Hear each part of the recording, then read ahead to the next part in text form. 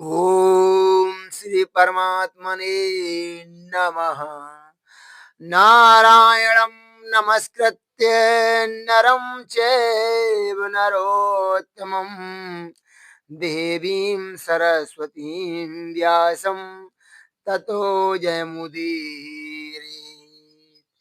ओम श्री कृष्णं वन्दे जगद्गुरुम्। ओम पूर्णमदा पूर्णमिदं पूर्णात् पूर्णमुदच्यते पूर्णस्य पूर्णमादाय पूर्णमेवावशिष्यते।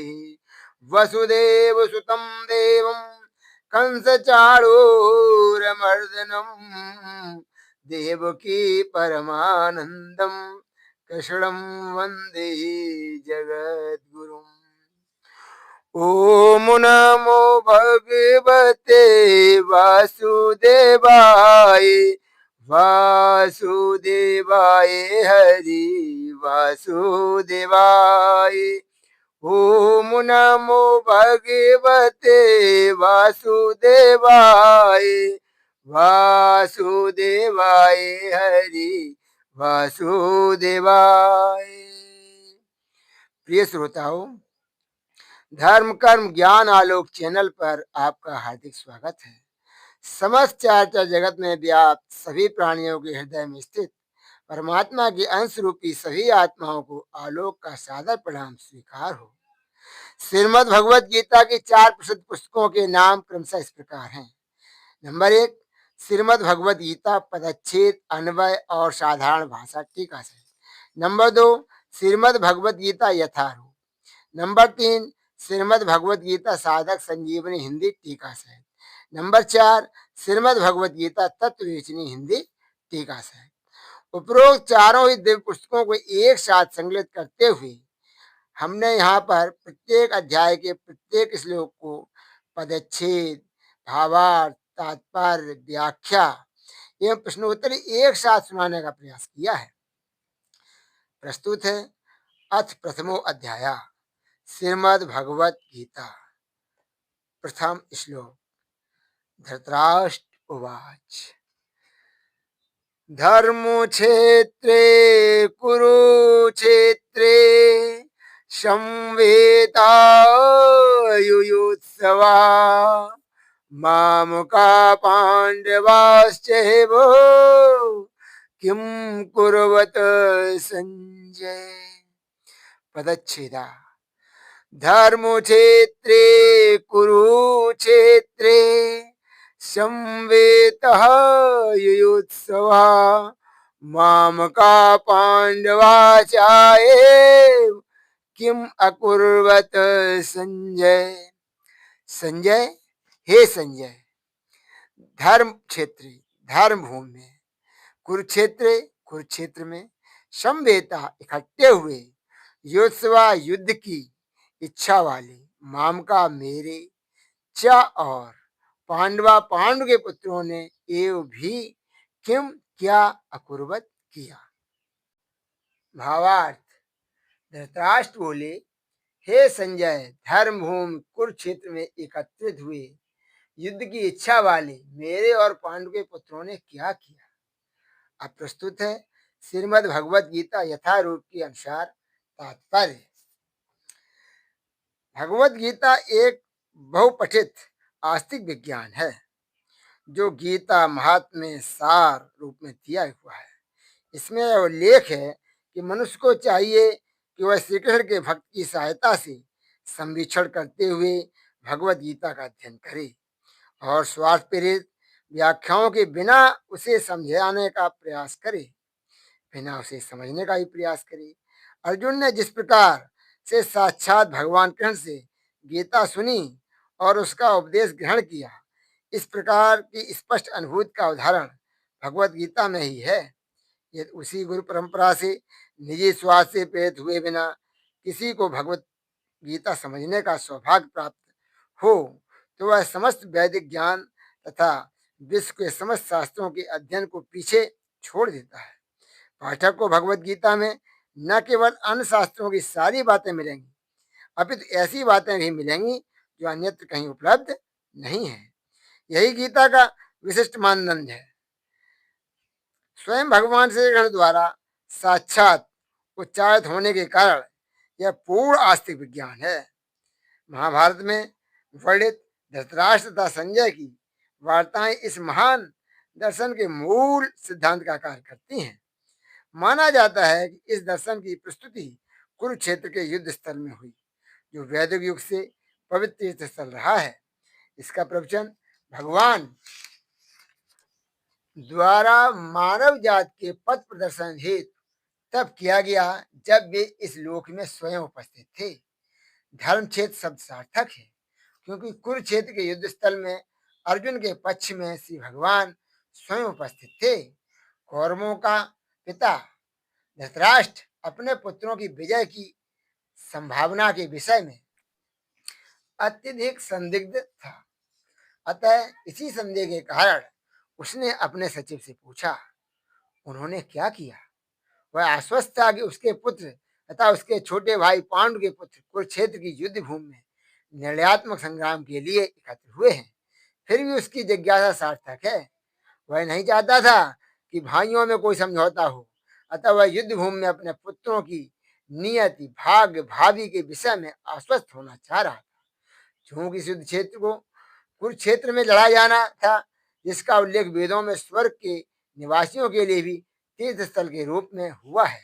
अतः धृतराष्ट्र अत्यंत भयभीत था कि इस पवित्र स्थल का युद्ध के परिणाम पर न जाने कैसा प्रभाव पड़े। उसे भली बात ज्ञात था कि इसका प्रभाव अर्जुन तथा पांडु के अन्य पुत्रों पर अत्यंत अनुकूल पड़ेगा, क्योंकि स्वभाव से वे सभी पुण्यात्मा थे। संजय श्री व्यास का शिष्य था, अतः उनकी कृपा से संजय धृतराष्ट्र के कक्ष में बैठे बैठे कुरुक्षेत्र के युद्ध स्थल का दर्शन कर सकता था। इसीलिए धृतराष्ट्र ने उससे युद्ध स्थल की स्थिति के विषय में पूछा।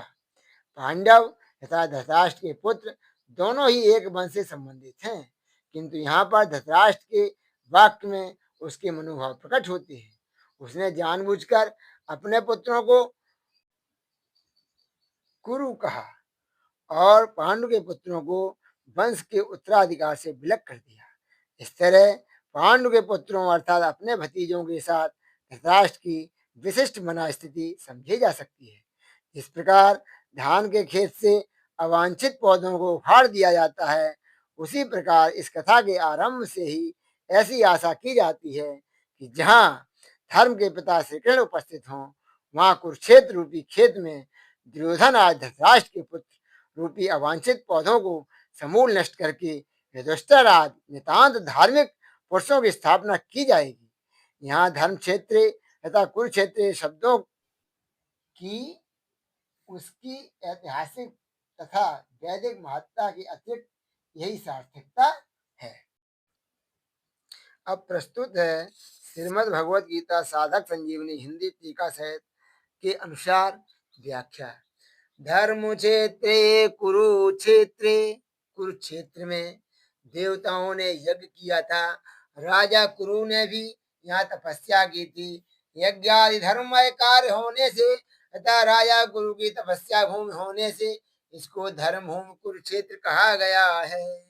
यहाँ धर्म क्षेत्र और कुरुक्षेत्र पदों में क्षेत्र शब्द देने में धृतराष्ट्र का अभिप्राय यह है कि यह अपनी कुरुवंशियों की भूमि है।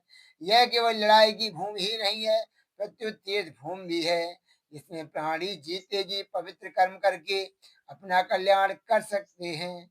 इस तरह लौकिक और पारलौकिक सब तरह का लाभ हो जाए, ऐसा विचार करके एवं श्रेष्ठ पुरुषों की सम्मत लेकर ही युद्ध के लिए यह भूमि चुनी गई है। संसार में प्राय तीन बातों को लेकर लड़ाई होती है, भूमि, धन और स्त्री। इन तीनों में भी राजाओं का आपस में लड़ना मुख्यतः जमीन को लेकर होता है।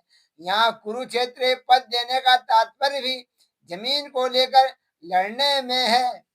कुरुवंश में धृतराष्ट्र और पांडु के पुत्र सब एक ही हो जाते हैं। कुरुवंशी होने से दोनों का कुरुक्षेत्र में अर्थात राजा कुरु की जमीन पर समान हक लगता है।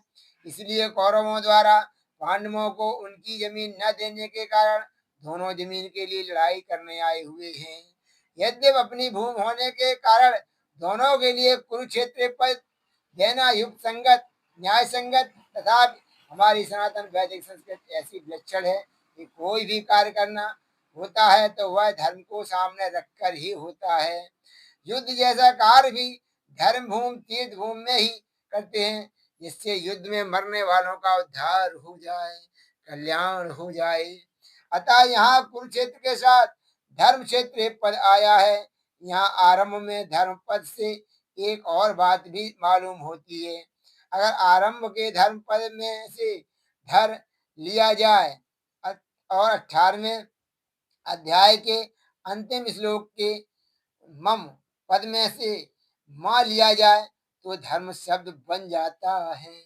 अतः संपूर्ण गीता धर्म के अंतर्गत है, अर्थात धर्म का पालन करने से गीता के सिद्धांतों का पालन हो जाता है और गीता के सिद्धांतों के अनुसार कर्तव्य कर्म करने से धर्म का अनुष्ठान हो जाता है।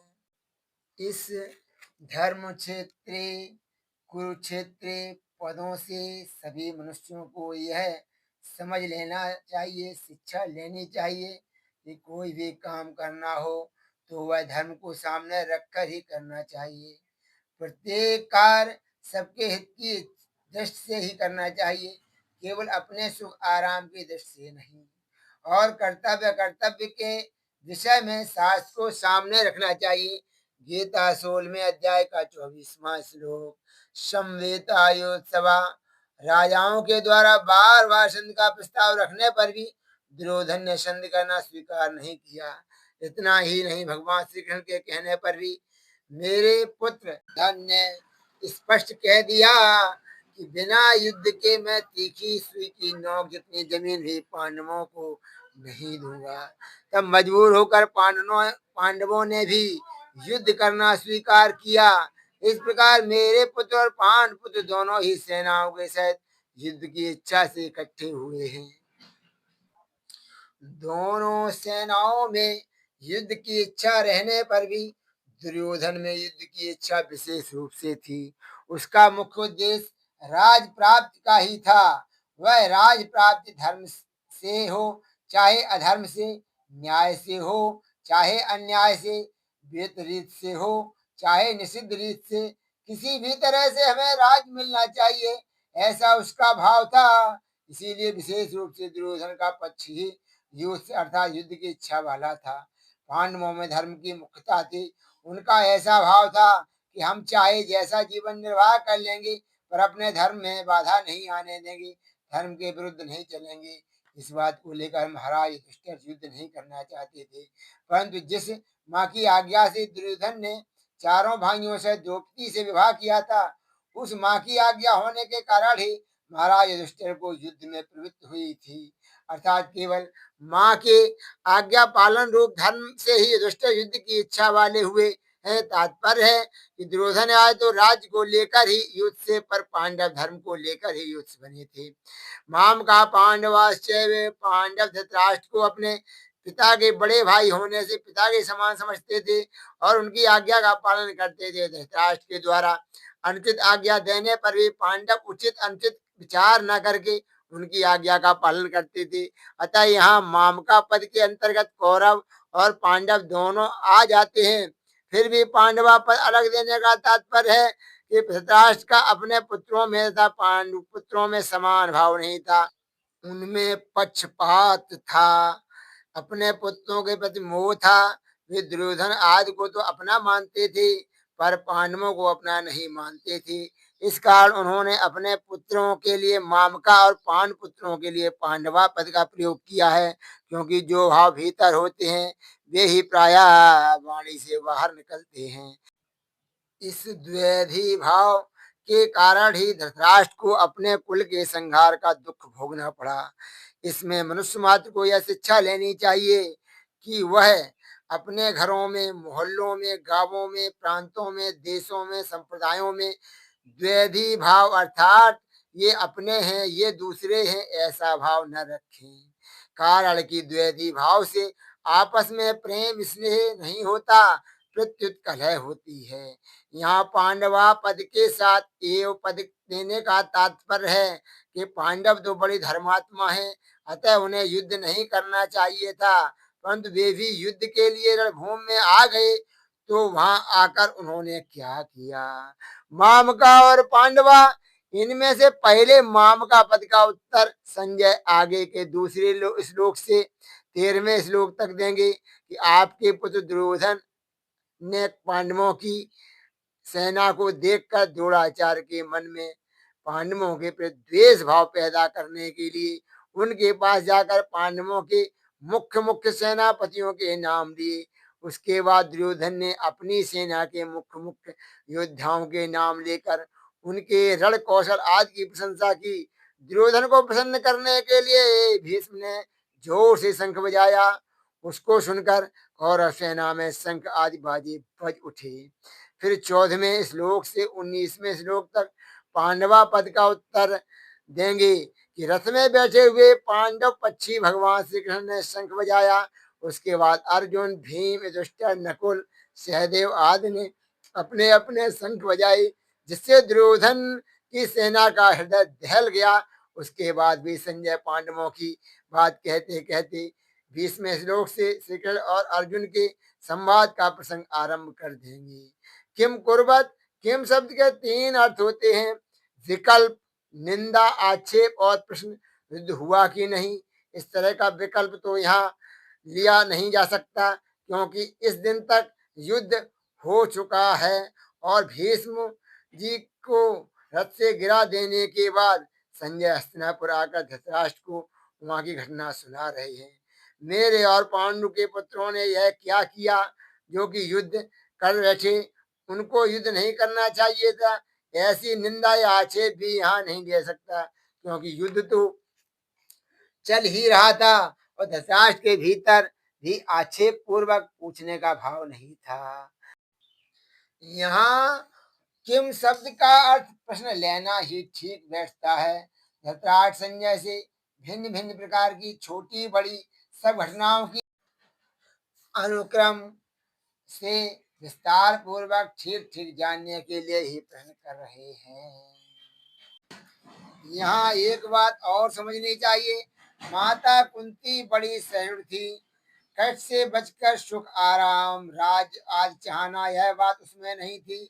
वही एक ऐसी विलक्षण माता थी जिसने भगवान से विपत्ति का वरदान मांगा था।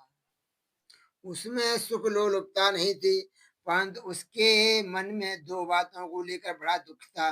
पहली बात, राज्य के लिए कौरव पांडव आपस में लड़ते, चाहे जो करते, पर मेरी प्यारी पुत्र वधु द्रौपदी को इन दुर्योधन आज दुष्टों ने सभा में नग्न करना चाहा, अपमानित करना चाहा।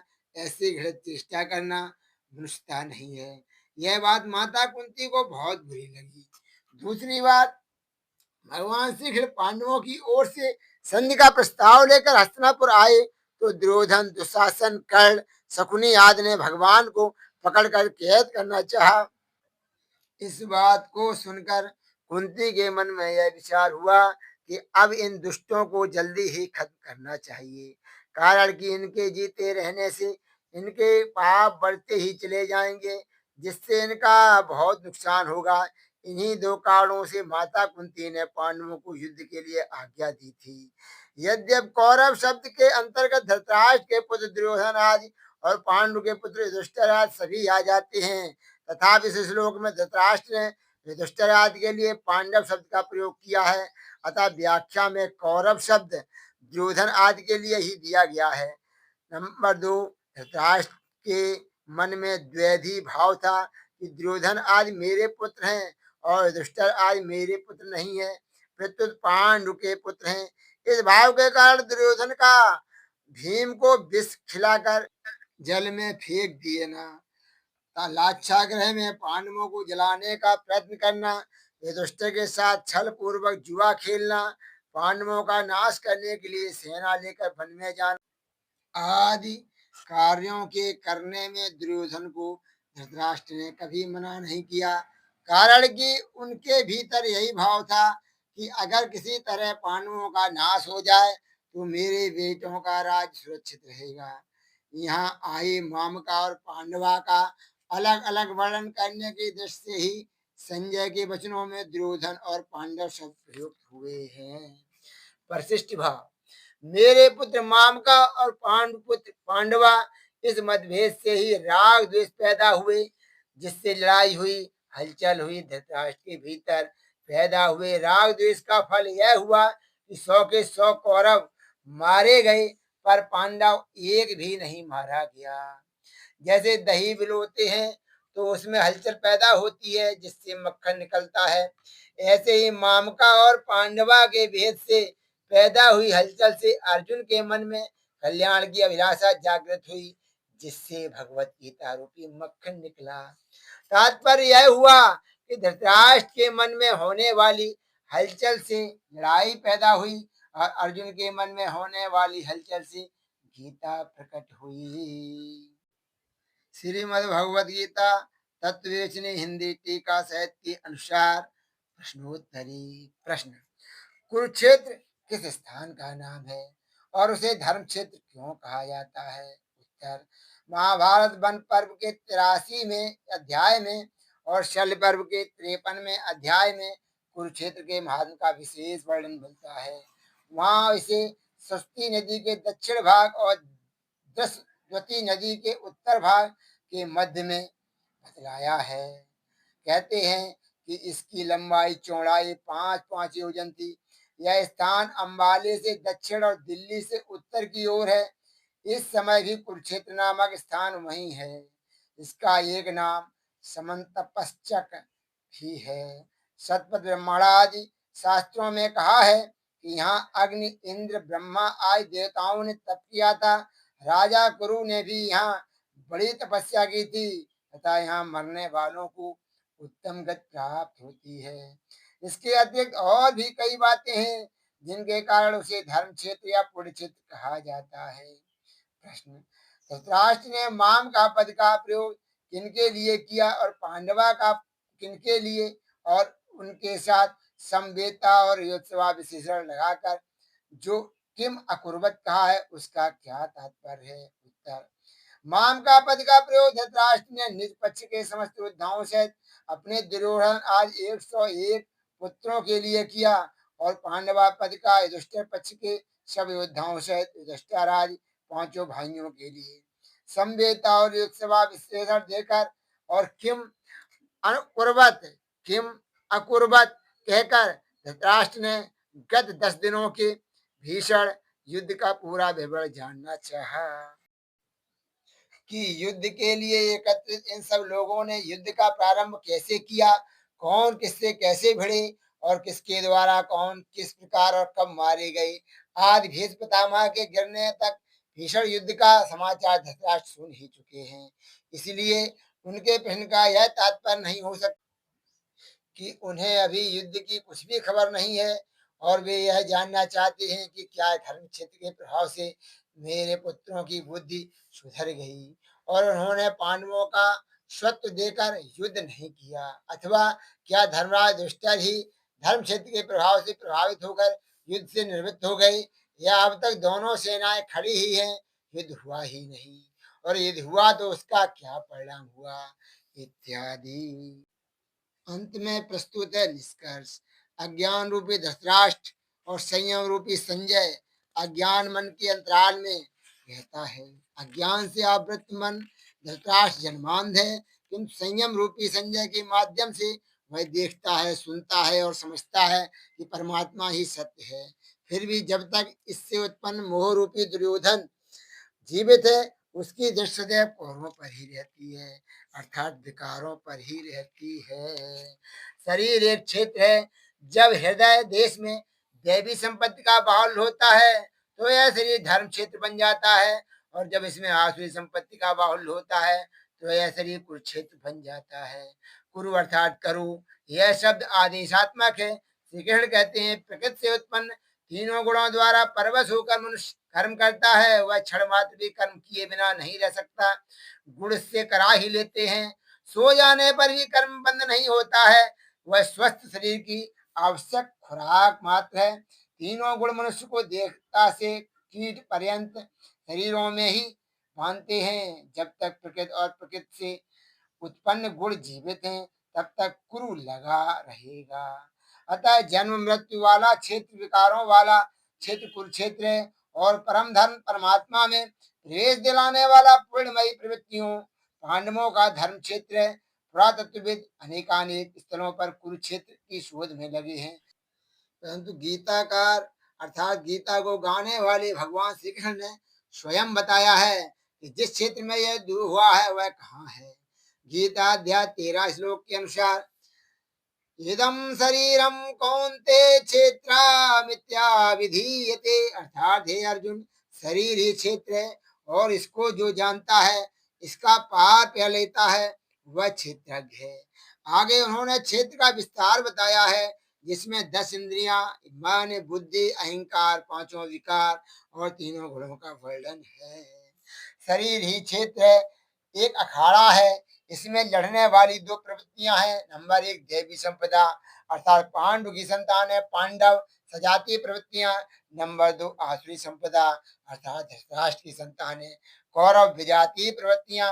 अनुभवी महापुरुष की शरण में जाने पर इन दोनों प्रवृत्तियों में संघर्ष का सूत्रपात होता है। यह क्षेत्र क्षेत्र का संघर्ष है और यही वास्तविक युद्ध है। विश्व युद्धों से इतिहास भरा पड़ा है, किंतु उनमें जीतने वालों को भी शाश्वत विजय नहीं मिलती। वे तो आपसी बदले हैं। प्रकृति का सर्वथा समन करके प्रकृति से परे की सत्ता का दिग्दर्शन करना और उसमें प्रवेश पाना ही वास्तविक विजय है। यही एक ऐसी विजय है जिसके पीछे हार नहीं होती है। यही मुक्ति है जिसके पीछे जन्म मृत्यु का बंधन नहीं है। इस प्रकार अज्ञान से आच्छादित प्रत्येक मन संयम के द्वारा जानता है कि क्षेत्र क्षेत्र के युद्ध में क्या हुआ। अब जैसे जिसके संयम का उत्थान, वैसे वैसे उसे दृष्टि आती जाएगी। अब यहीं पर हम अपनी वाणी को विराम देते हैं। जय श्री कृष्ण। राधे राधे।